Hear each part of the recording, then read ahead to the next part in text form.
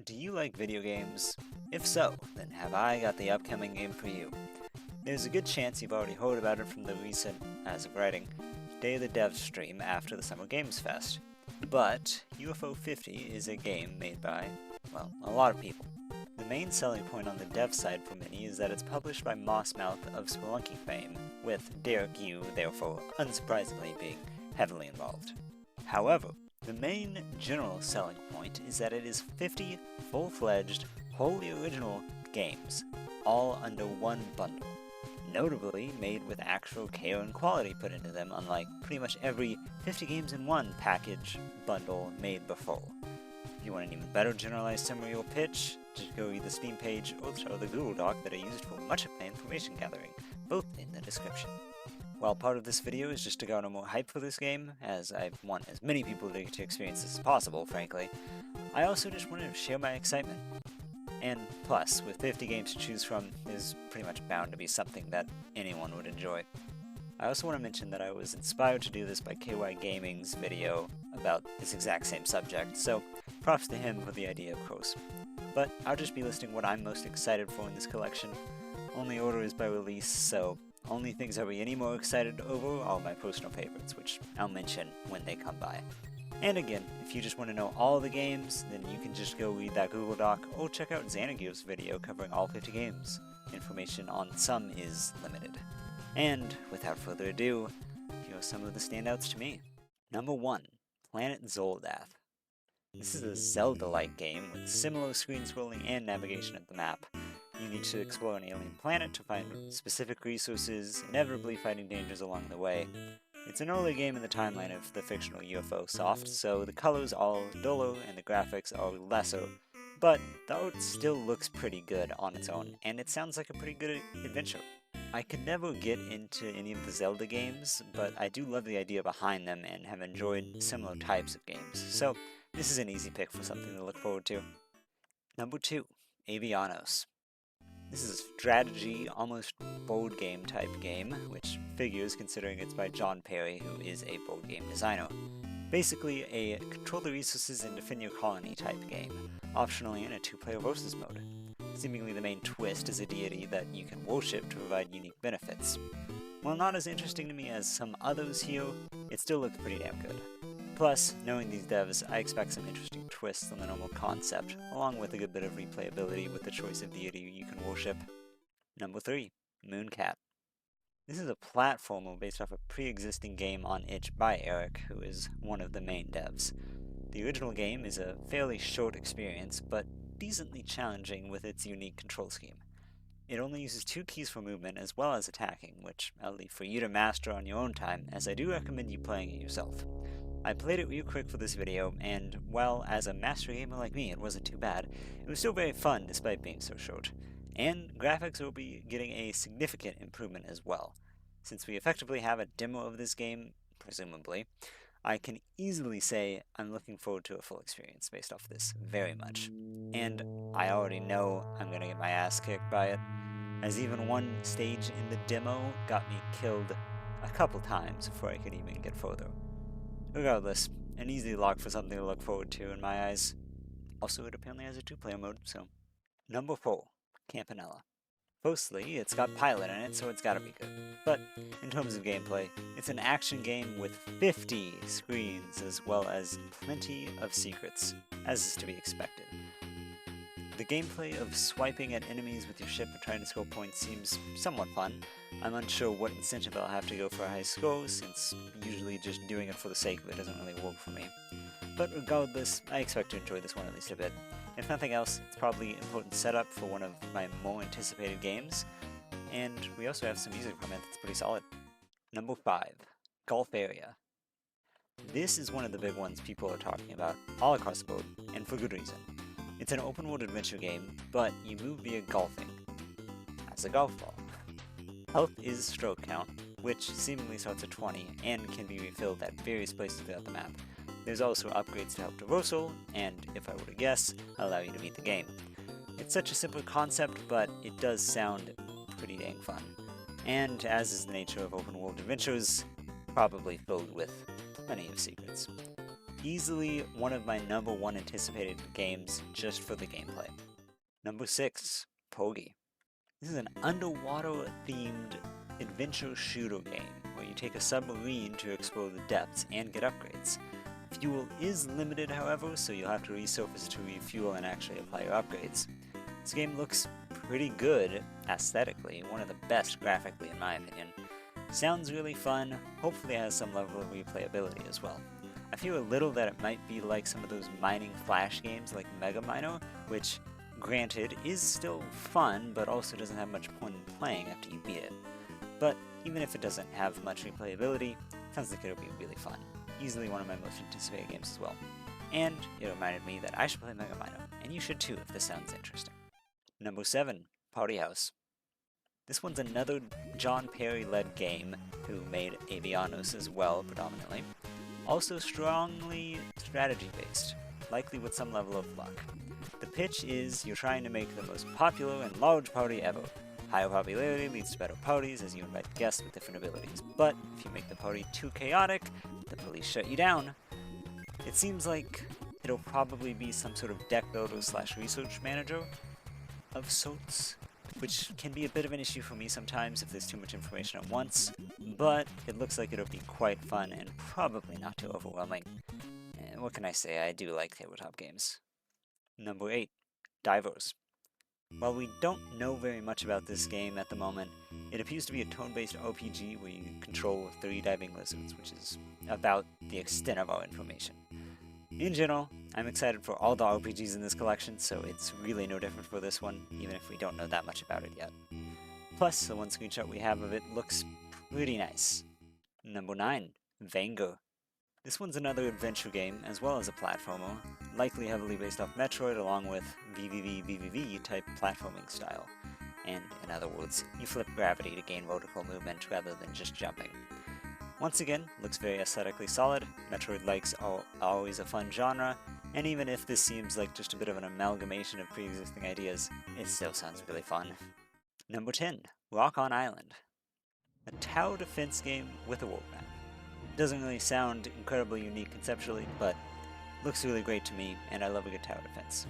Seems like meat is going to be the currency you use to buy cavemen to fend off the incoming dinosaurs, and it's likely the player has to physically move around the level to place towers, which might be what adds a more interesting element that you actually have to think about in this game, as opposed to just placing a tower as an omniscient mouse cursor.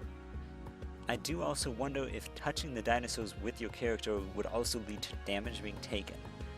But besides that, it looks like a pretty open placement, but still grid-based game, so not like Kingdom Rush, but not quite as free as Bloons Tower Defense, for example.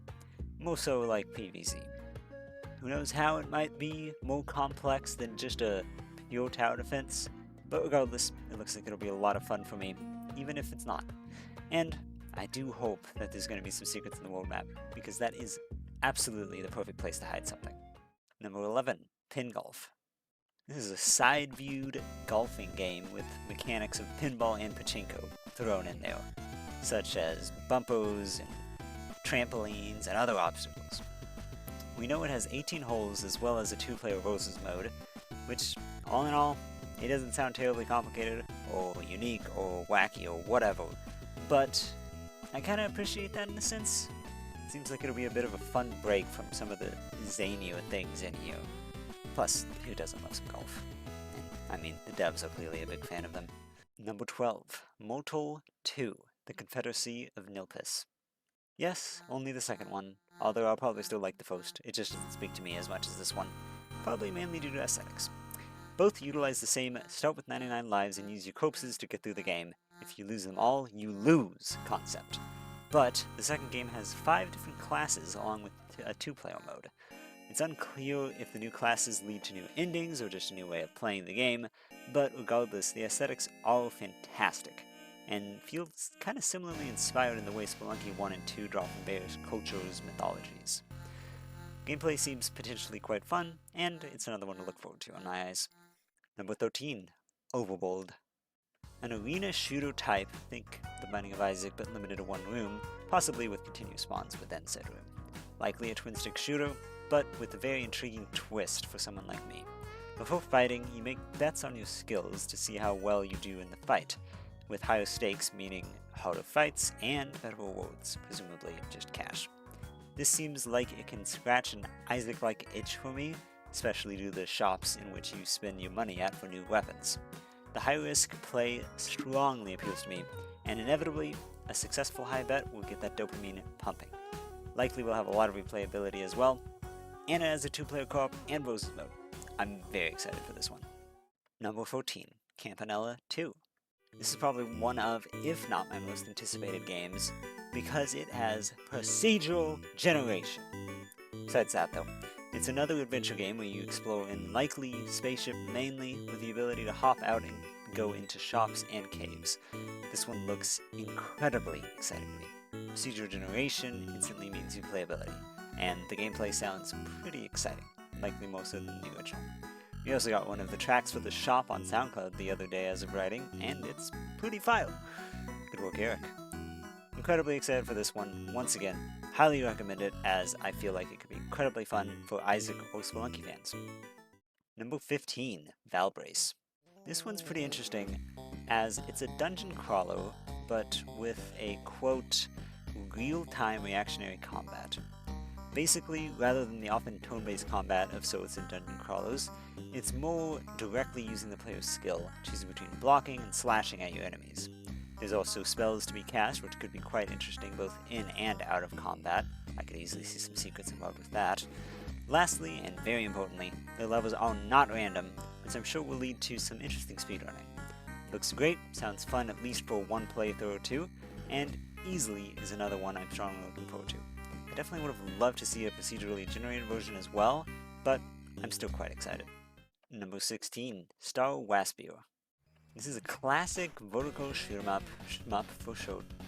You can choose from 3 different ships, presumably with unique abilities. For whatever reason, you can spell egg to multiply your score, and it seems to have roguelike elements in the levels. I've never been great or played too many shmups, but they're pretty fun usually, so it still looks pretty interesting to me. I'm also curious about the setting of the game. It just looks strikingly interesting to me for some reason. Number 17, Grimstone. This one's another full-fledged RPG, notably while following many of the classic tropes for these games, but it does still work to make it more engaging for modern sensibilities, which probably has happened for pretty much every other game, but it's specifically noteworthy here. Similar to Valbrace in a sense, rather than the common tone-based pick and attack, and it happens, then they do that, it will have skill-based components in the battles, which haven't been clarified quite yet, on top of strategically avoidable Overbold encounters. We also even know that it will be set in the American Wild West, but with hell literally coming into their world. The main goal seems to be figuring out why it happened, which all of that is an incredibly interesting setting to me. I'm very interested in the story for this game. We know a surprising amount about it already, and it sounds like another solid and probably lengthy time. Number 18, Night Mano. This is a classic point-and-click adventure game, apparently roughly the length of Shadowgate or The Uninvited, neither of which I've played, so this doesn't really mean much to me. Regardless, we've got a 2-story building with attic and basement alongside the grounds of the building, so to me it doesn't sound huge, but it sounds pretty fun regardless. I love a good point-and-click adventure puzzle game type thing, so sounds great.